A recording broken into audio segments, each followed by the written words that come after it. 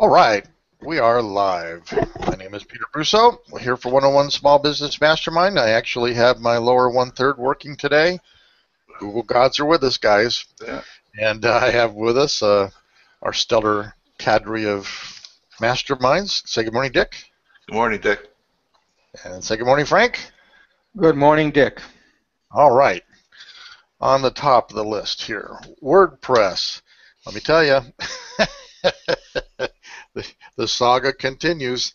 So I had a big event and visitor on Monday that I was prepping for, so I couldn't work it over the weekend too much. But last week I ran headlong into a problem with my main page. See if I can share that on my.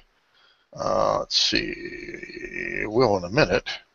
Get back over here and share my main Brusso shop page. Let's see here. There we go. Let me know when you got my screen. And you guys got my screen? Yep. Okay. So basically, this is the BrussoShop.com. I would have liked to have had ShopBrusso.com, but it's already taken by another family member. And I love the way this looked, and I went to work on it. And when I went over to shop, all of a sudden, I'll show you here to shop. Come on, there we go. Got my little tools and stuff up here, and you get down here. I want to go to the next page, and the next page wasn't findable. It said, "Oops, not there." And heck, I even brought in another template. I purchased a template, brought it in, didn't like it as much as this one. It did fix the problem, which told me, well, okay. And they say to go to find out what plugin might be messing up with your theme, disable all the plugins. Did that, and they say turn a plugin, one at a time back on and see if the problem comes away or goes away or comes back. So I did that, and of course with the WooCommerce plugin turned off, you can't see any products. And of course, when it's turned off, it wasn't having the problem. As soon as I turned it back on, it was the problem.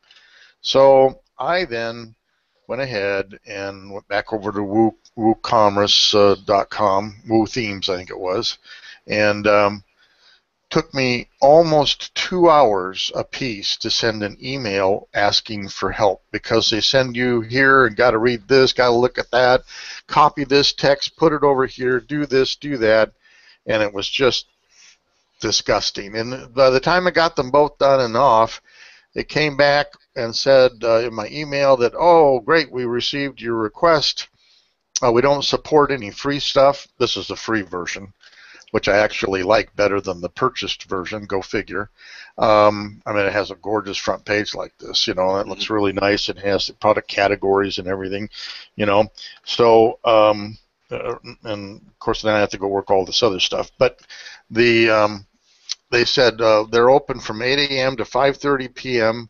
Monday through Friday, South African time.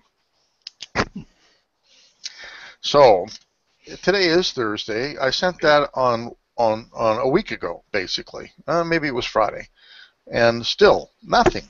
So gee, guys, we ought to honor our product better and have better customer service. Yeah. So it just makes me feel like we're in the wild, wild west constantly. There's only us to rely on, nobody else.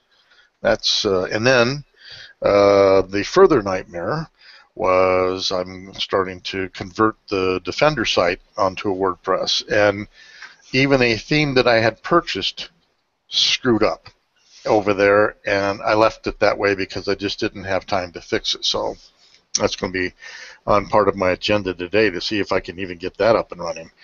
It's so simple, Dick. Yeah. Anybody can do it. Anybody can do it. Right. I It's think very you get a simple. PhD on what doesn't work, and then finally, what I want to show, it'll take me 2 seconds to get there.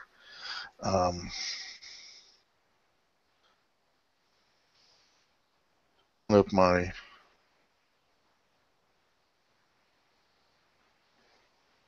Oh, well, maybe not. Maybe not. Oh, okay, I'll try to get it and come back on the back end of this. So, SEO Wisely is back, and SEO Wisely was what really rocketed me forward in my web career, so to speak. With this, this is an incredible site, SEO Wisely, and people come in there and they essentially show what they do, and everybody approaches SEO differently.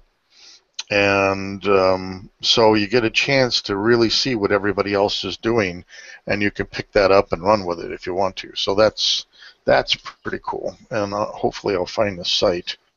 I thought it was, I thought I knew where it was, but I didn't. So anyway, we have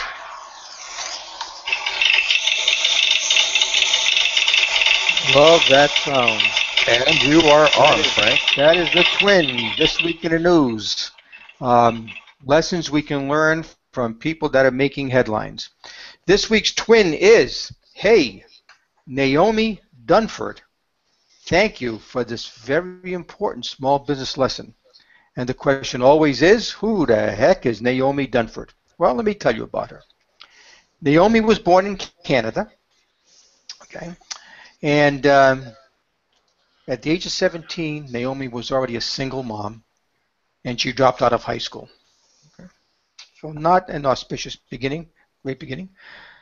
When Naomi was pregnant with her second child, Naomi was living in a homeless shelter with her first child and then soon to be born second child. But Naomi was determined to improve the circumstances in the future for herself and her two children. So Naomi worked at odd jobs, any odd jobs she could get to get out of the shelter. However, Naomi had something going for her that maybe the other women in the shelter did not have. She had a lot of knowledge that she learned from her upbringing. And these are the people she learned special stuff from.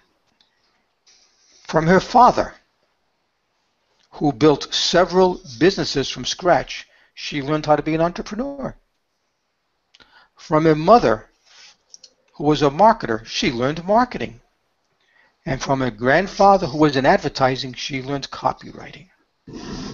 So no matter how bad her current circumstances, it really was not a long stretch to imagine a better life for Naomi and her children. And here's what she did.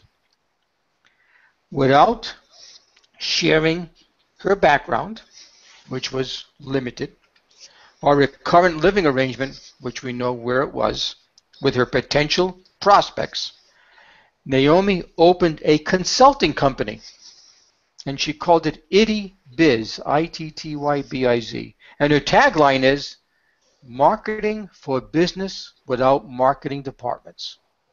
Isn't that clever? Yeah. Marketing for businesses without marketing departments. Because she had all this knowledge that she learned, whether she knew it or not, from her father, her mother, and her grandfather. And Naomi started her company by only offering one thing, really what she did the best. And she called it brainstorming. And here's how it worked. For a fixed fee of $250, Naomi would spend 1 hour evaluating a small business marketing ideas, and then she would provide them feedback on ways to improve them. She did nothing more and nothing less. She had a niche market, she had a highly focused offering, and she did it well. Okay. Now Naomi marketed this brainstorming session and other products by offering them as prizes in contests run by more famous internet marketers. And that allowed her to add quite a few people to her list, because when they enrolled in this contest run by the gurus, she was able to access that list. Well, how well did she do? And I checked this out. After Naomi's first full year in business and adding additional products along the way, such as online courses and ebooks, Naomi produced a video explaining how she had earned almost $200,000 in that first year. Not bad for a pregnant, homeless, single mom.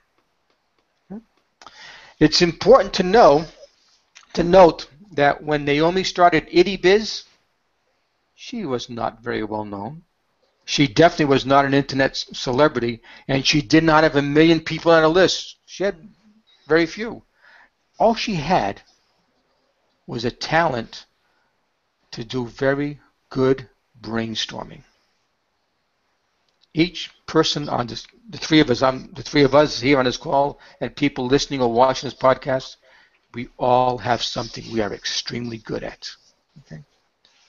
And before Donald Trump made it popular, Naomi is definitely not PC. Just like Gary Vaynerchuk, Naomi uses very coarse language, and as she says, I call it as I see it. And you know what? Her prospects and her clients love her for her aptitude, and they love her for her attitude. Naomi Dunford. One of the hallmarks of Naomi's brainstorming session and what she became famous for, and is still famous for, by the way, is her constant reminder to her clients about the need to make money or a profit. That's what she tells every one of her clients. Small business lesson directly from Naomi, comes directly from Naomi's own words. And here's what she states. The goal of a business is profit. Now listen to these 5 statements. The goal of a business is not being liked. The goal of the business is not having a huge social media presence. The goal of a business is not having amazing products that nobody buys. The goal of a business is not having a beautiful website or perfectly crafted emails. The goal of a business is not having an incredible popular blog. As she says, business is not a popularity contest. The goal of a business is to make profit. If you're in a business and you're not making any money, don't call it a business, call it a hobby. Profit is the motivator. And my statement to Naomi is, right on, Naomi Dunford. And gentlemen, that is my twin for this week. Very cool. She is cool. She is cool. Yeah. And she's still very young. By the way, I've been on her website. And I don't know if that's her baby daddy's or boyfriend or just a business partner. But she now does consulting, and she starts at $6,000 for her consulting sessions at Itty Biz. And she's still going after the same market. Marketing for small business that don't have marketing departments. Can you put that in the chat channel for me? Do you have her website? Sure. Certainly do. Right. Does she say why she apparently has successful parents and grandparent, why she was homeless? So they just cut her off? You know, Dick, I really wanted to find it out, and I couldn't.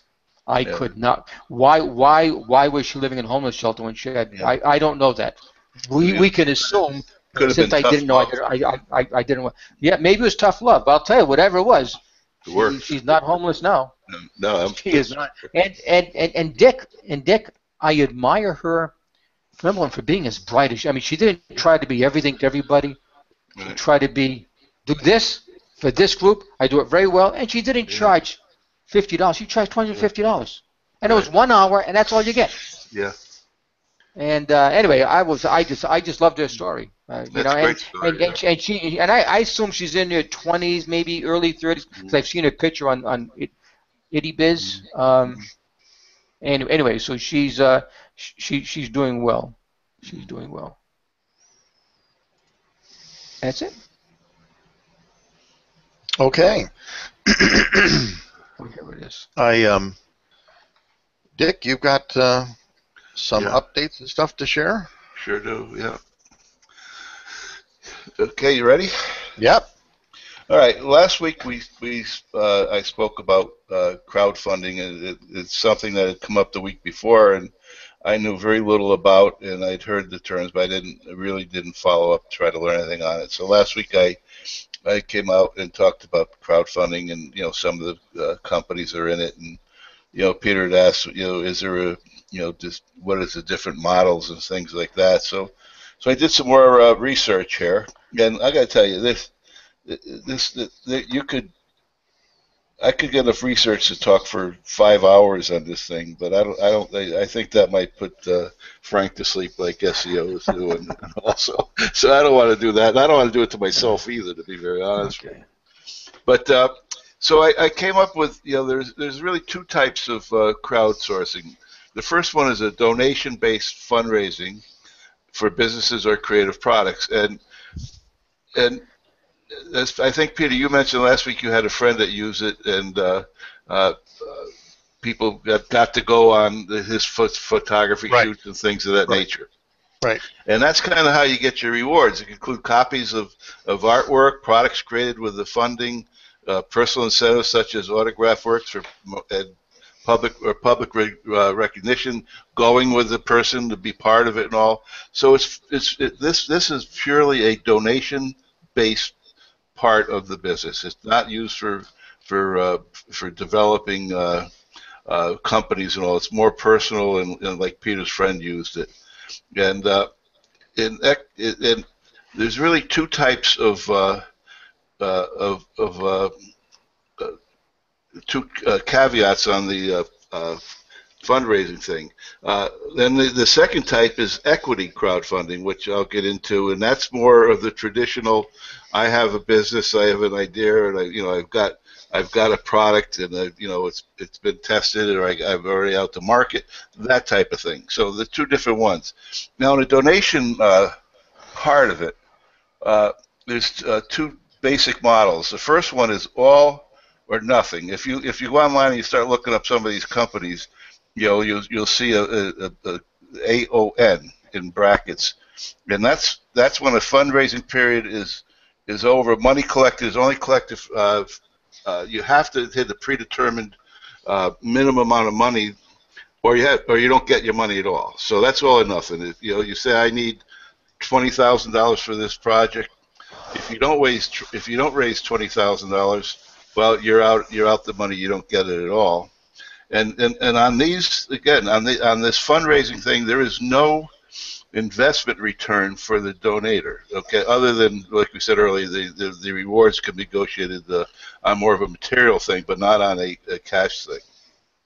The second one is keep it all, KIA, which, Peter, I think you have that as probably another acronym, but yeah. But yeah. This is whether you meet the project or not, all the funds collected minus commissions are handed over to the entrepreneur.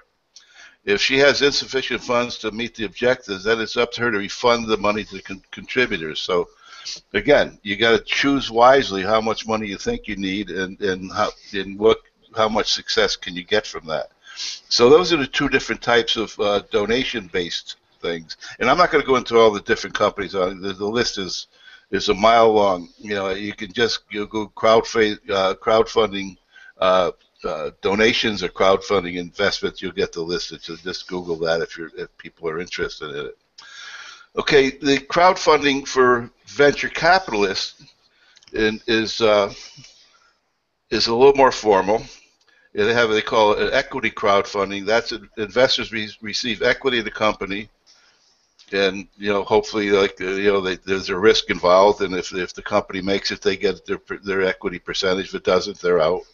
Then there's debt crowdfunding, which the entrepreneur borrows the money, and they must repay it, typically with interest, obviously, but that is a loan basically, and not through your traditional banks, and the third is property crowdfunding. That's the investor receives interest on the property. So suppose you want to put up a commercial building, you get a crowdfunding thing. They get interest on the property. So from the money that the guy collects in rent or whatever. So those are the three types of investment crowdfunders. And again, you can Google and get a list. I think there must be in each category 25, 40 different businesses.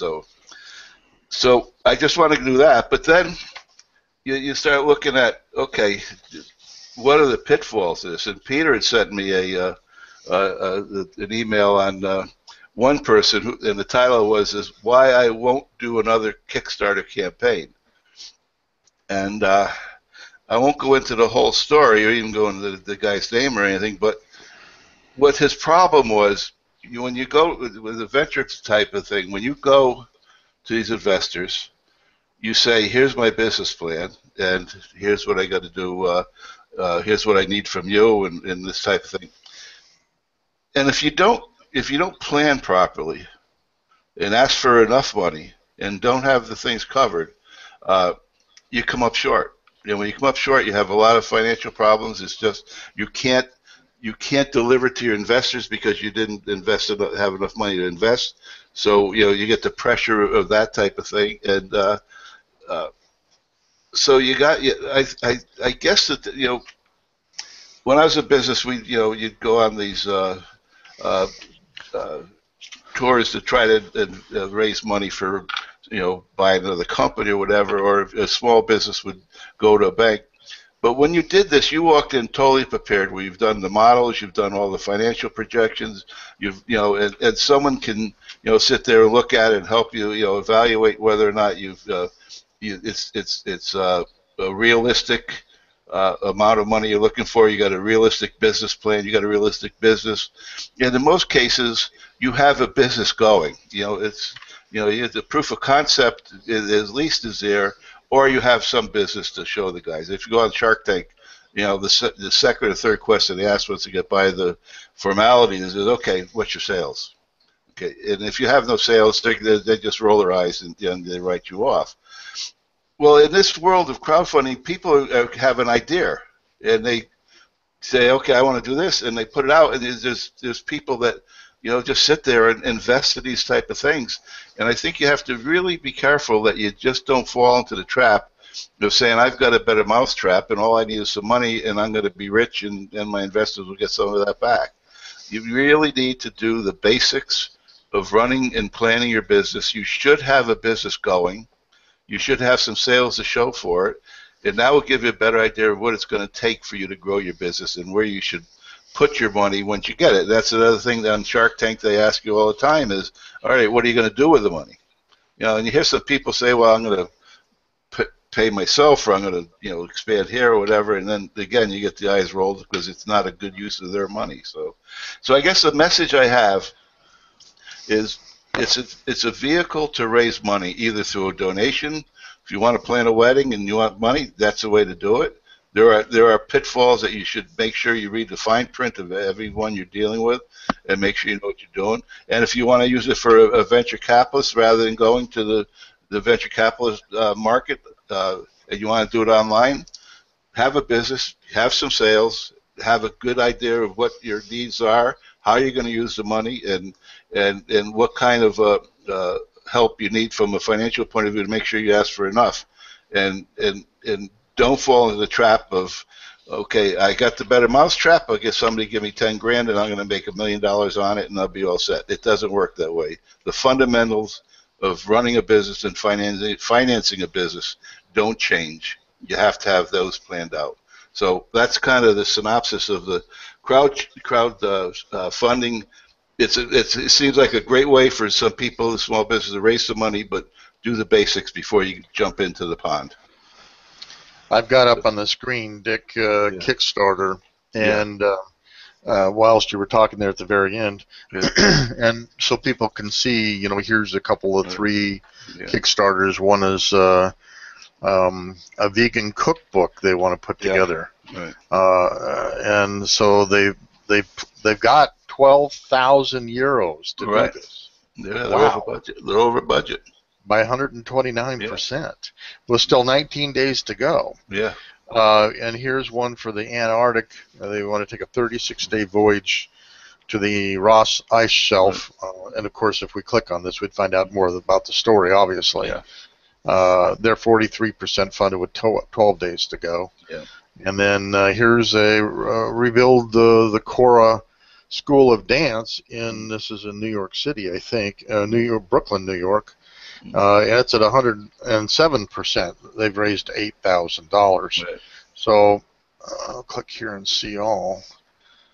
But here they are. They want to reboot the suit here, bring back Neil Armstrong's spacesuit. Yeah. And it's 83% funded, pledged $419,000. Yeah. My God. Pricey stuff, Yeah. But yeah, so you can see here just all kinds of different projects and things and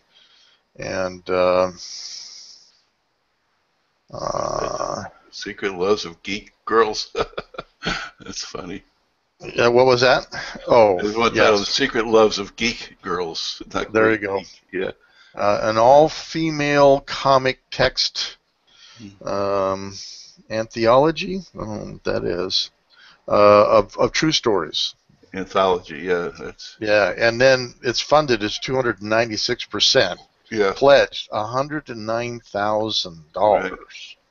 with 35 hours to go. So they obviously are going to get their money. Yeah. Now, Dick, in your research, if they are asking for half of that, what do they do with all the extra? Do they give it to them? Yeah. Yeah. Yeah. It's when you go under that you run into the problems. Right. Yeah. So these appear to be pretty much donation-based things. So so maybe the Geek Girls comic book, you get an autographed copy of it or original, something of that nature. But you're not going to get any money back from it, I don't believe. These appear to be donation-based. So yeah, so this one here, a Firestarter survival bracket carabiner paracord keychain, right? Yeah. 2,509 percent over. Right. That's crazy. That's a lot of money. Yeah. That's $250,000 to develop that. Right. Yeah. Holy Toledo, huh? Well, I haven't seen this for a while. Look, this is pretty cute. Duck cut on the line like a coupon. That's pretty cute. Yeah. Pretty cute. Yeah. But so there's 6,471 live projects. Right. That's crazy. It's become huge. I mean, and it was just recently the SEC passed a law that small businesses can go into this market to develop to get funds from an investment point of view. That used to be against the law, and I think it was in September of 14 the SEC voted like 4-1 that businesses can use the investment part of crowdfunding to get funds. So it's now legal. So it's just going to get bigger and bigger and bigger. But I think it's like everything else. Make sure you know what you're doing before you jump into the water. That's the advice that I could say. Right. And this is only one of. One of.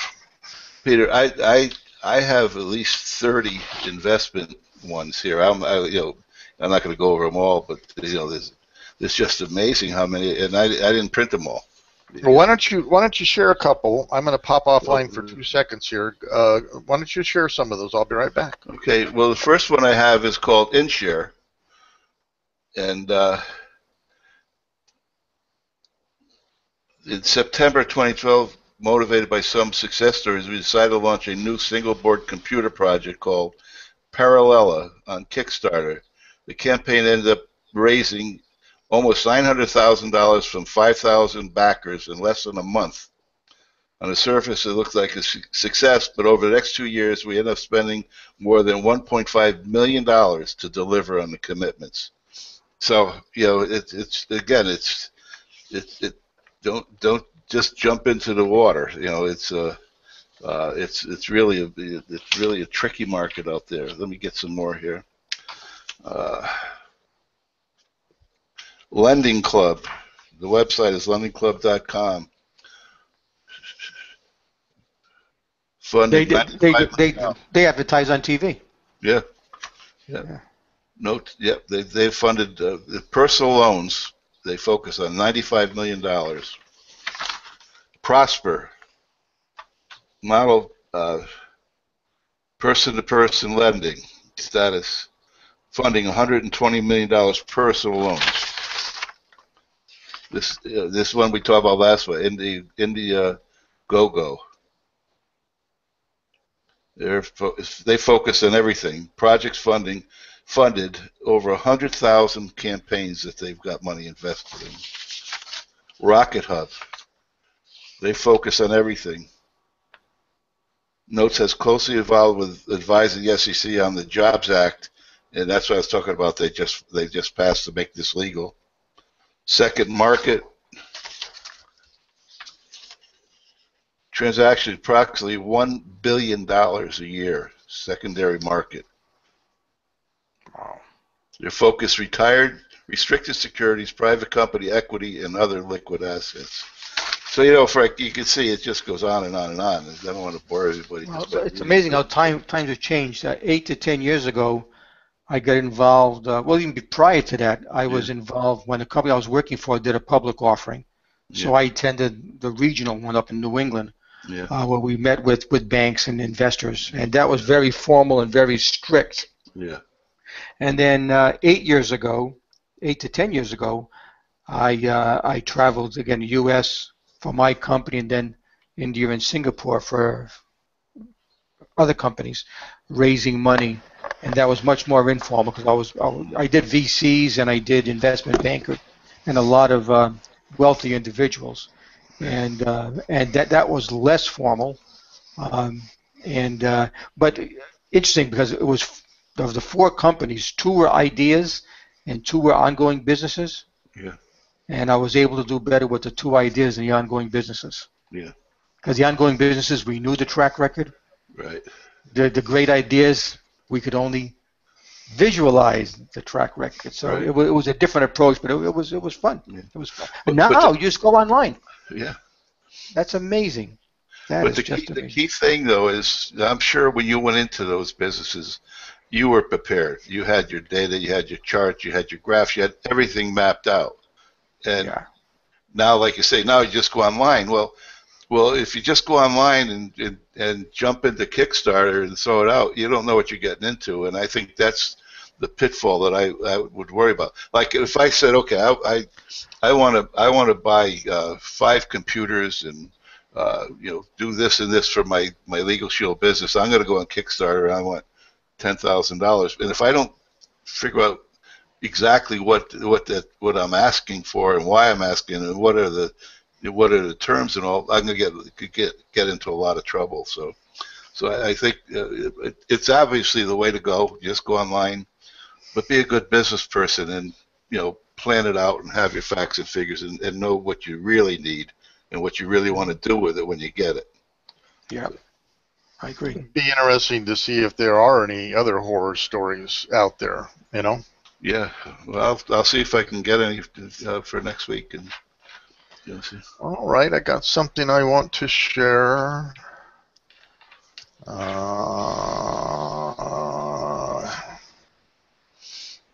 The sharing thing is interesting. You have to have it all queued up. It can't figure that out. Here we go. I want to see how wisely is what I want to share. Okay.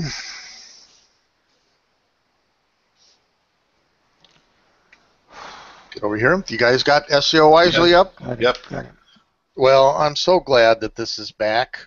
And by the way, Dick, is a press release, how to build. Okay. Yeah. New products or service, new or updated website. This is why you would. And so I downloaded this from SEO Wisely for you. Okay. Okay, and I emailed it to you. Oh, great. So we could already. It's being of value to us here. Yeah. But we have, and we're just rebuilding the site now. John Lentini is doing that, and I'm helping him. But I think I paid like $19.95 a month or something to this effect. But it just had literally boatloads of of information. As you can see here, this is pay-per-click, search engine marketing, search engine optimization, website development, um, and they have videos. And so when we get all the material back up here, it was incredible what a resource this was. And, as the name says, SEO wisely. So don't be stupid and put a bunch of stuff out there and get yourself banned and whatnot. And what was really neat about this particular community was, in fact, they would come in here and they'd put in their material. Even as paying members, we all seem to just help and help everybody. And you can search for stuff for posts. So if you had questions on SEO, for example, here's the first Google SERP notes. And so when we have guest speakers, John always takes good notes, and these were his notes for this particular guest speaker. Here's how many words, I know Frank's going to sleep about now. How many words in an article, but these are literally the recipes for success when you're doing these types of upgrades to your site or efforts or whatever. And some of these things were just incredible, and Frank, in the sake of how to get new clients, what forms you want to use, how you want to move along, how you find them. Really a great site. So I'm really excited that, in fact, it's back. And so from that standpoint, I don't know if it's going to follow me, but here's your homepage, Dick. I'm not looking back. Yeah, is it up there? Yes, it is. Yeah. So I'm thinking that, one of the questions you had earlier this morning was, what do we do to launch this? And, clearly there's a social media launch, so I believe that press release will be pretty cool. And, we might want to talk about, like, the FTC takes action against LifeLock. I actually can't wait till this is over so I can go read that. We've got some good stuff up here in your posts. And so this newsworthy. So I might put it out there and see what people think about that, And the colors are great, and nice job there, Dick, on everything. It looks great. Yeah. And so I'm thinking that maybe a press release might be the right answer. Yeah. And by the way, if it's following me, I went over here. You're back. Yeah. This is the website that Frank was highlighting in his twin. Oh, there she is, Naomi. Yeah. And strange font type, I have to tell you. I'm not so sure I like that font type, but that's just typology issues. Well, but that's probably why she did it.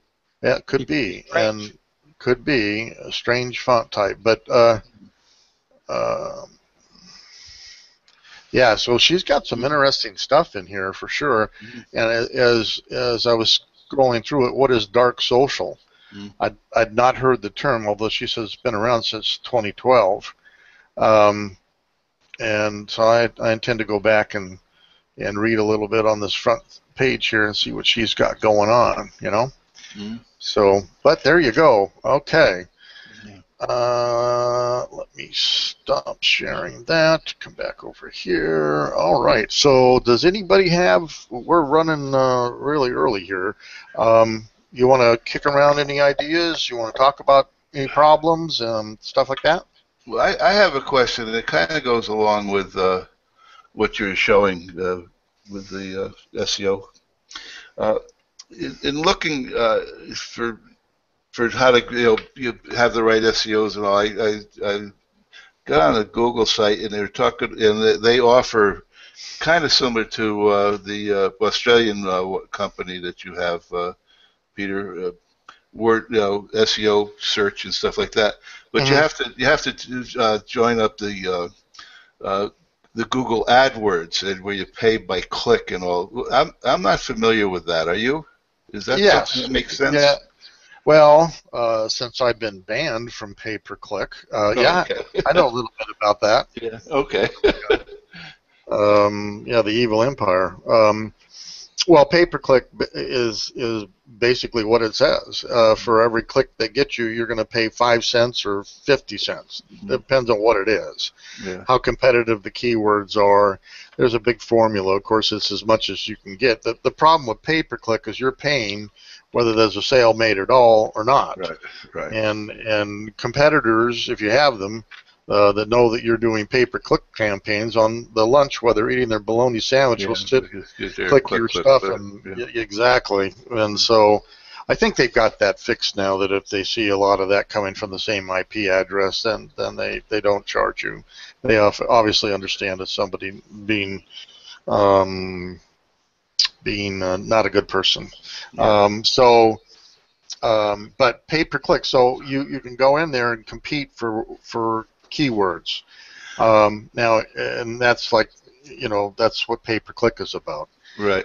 I I've done it in the past when I could, and I guess I should say why I can't. But Google has decided that since I sell a self-defense weapon, it's a weapon, and they don't like weapons, and so they're not going to um, let me buy AdWords for that.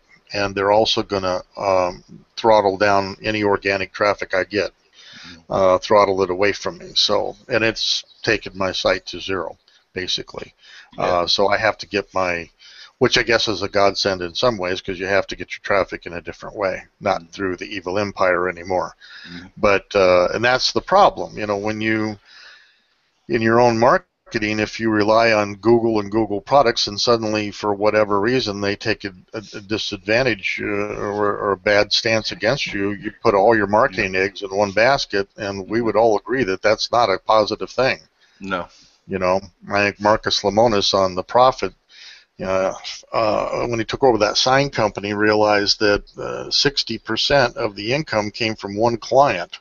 You lose that one client, you're gone. Yeah. So and that's not good. And the same is true when you're thinking about marketing strategies for your website. Don't put all your eggs in one basket. But so anything else, Dick, on that? No, just my thought process was, if I agree with you. You can't rely just on Google, but they're hard to get away from too.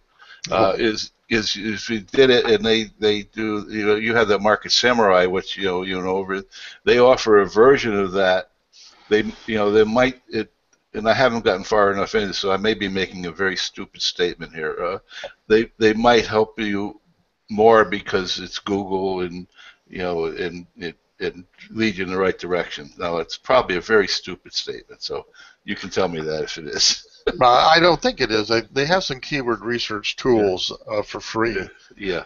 Because basically they want you to buy AdWords, Right. Which is again basically Yeah. pay-per-click type stuff, Right. So they want that, and they want you to roll the dice. And if everybody that's out there rolls the dice for a couple of weeks for a couple $100 and doesn't make anything, they'll back off, but they get the next sucker in line to try it. And there are people who specialize in pay-per-click and AdWords, and there's a whole lot more to that technology than meets the eye. Okay. In my opinion. All right. That's what SEO Wisely was good at. We had some guys in there that were experts at pay-per-click, and they tell you exactly what to do and not do. Yeah. They were good. And Frank, are you asleep yet? No, I love PPC, SEO, SEM. I have nightmares of this stuff at night. It's not, again, I know it's important, and I joke, but I don't care. Yeah, well, if you ever want to start selling something from a website, you'll care about it then. But you know where to go. You know where to go. That's for sure. The Market Samurai thing is pretty wild in looking at competitive web terms that we can compete and rank for. And people say that SEO is dead. That just can't be true, because when you type in a phrase or a keyword into a search engine, they've got to return relevant content that uses that keyword or that key phrase, and that's SEO right there.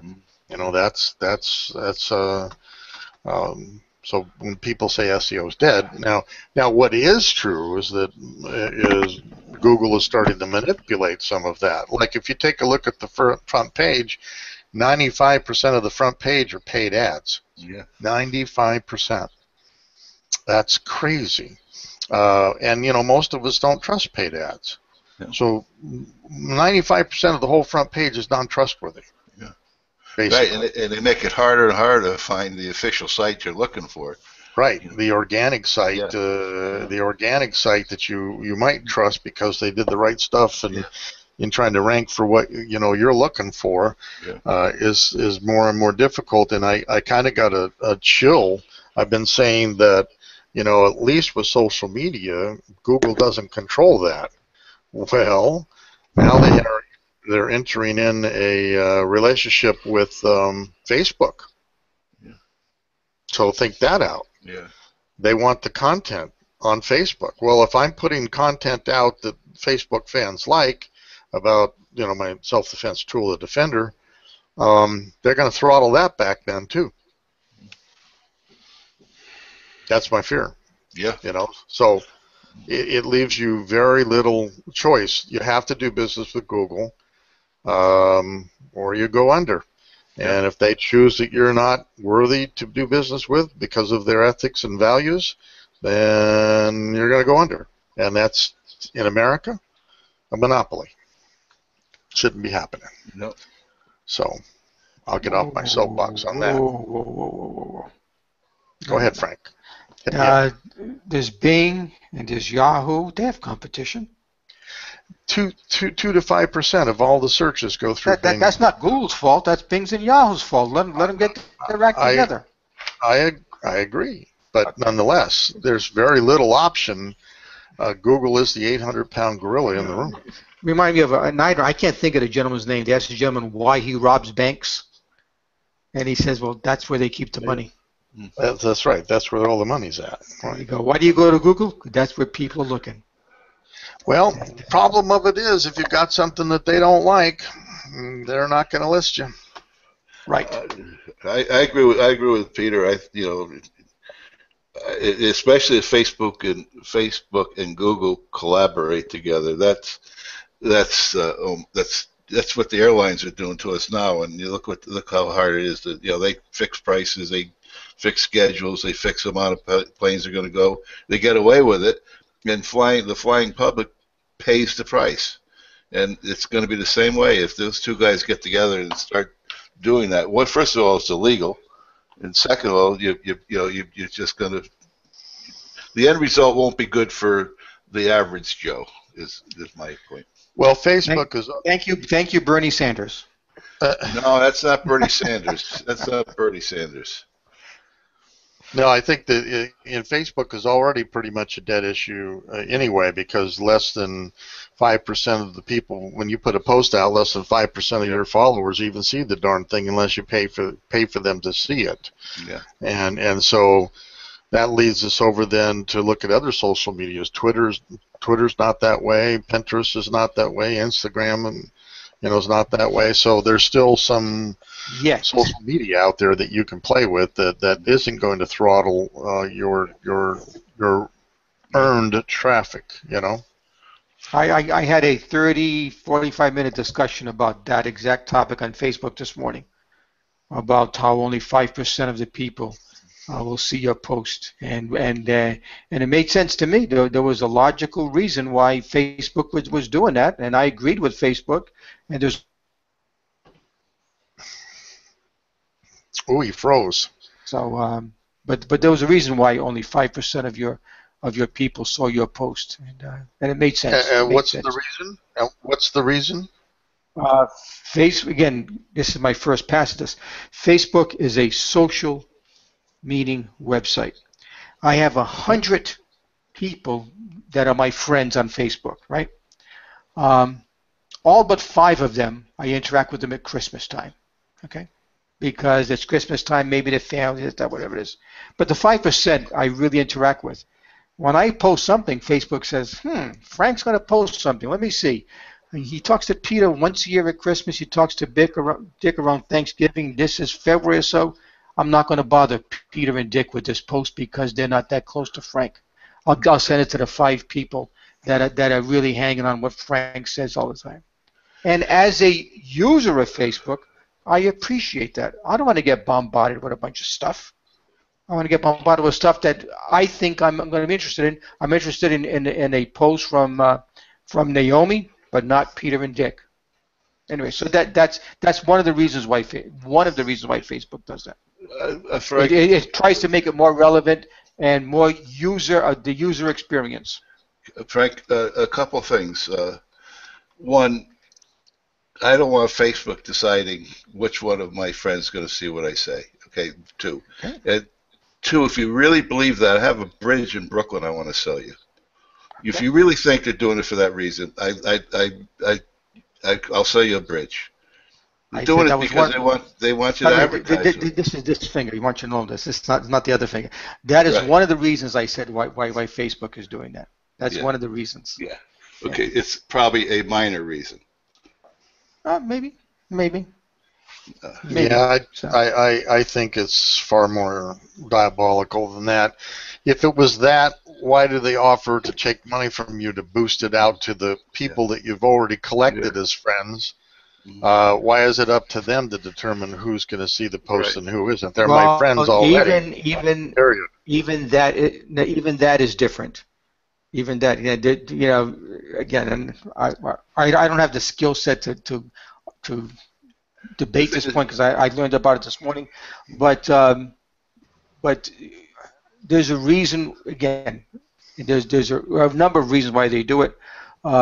Yes, you can pay, but even when you pay, you can't pay to have. I couldn't pay to say, hey, those 95 people, they're on my friends. I want them to see this, whether I talk to them on a regular basis or not. Facebook says you still can't do that.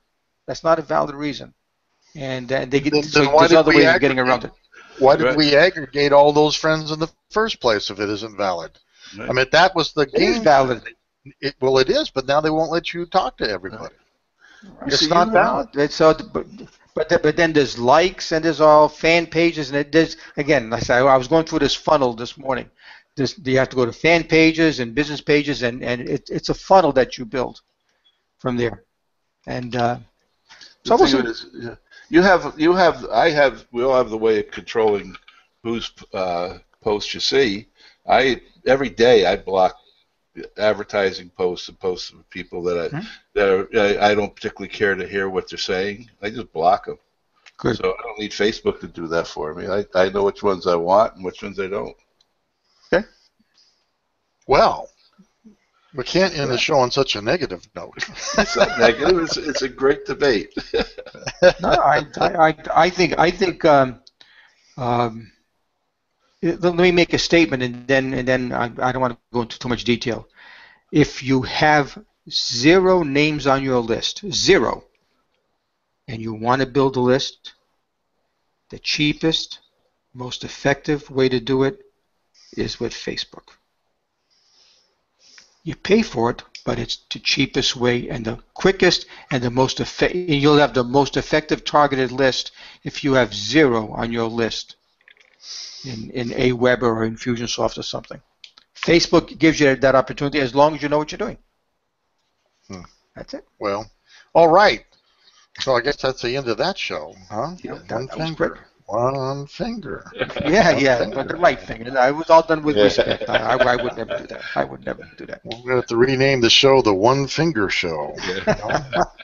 So, all right. Say good night, Dick. Good night, Dick. Say good night, Frank. Good night, Dick. All right, we're out of here.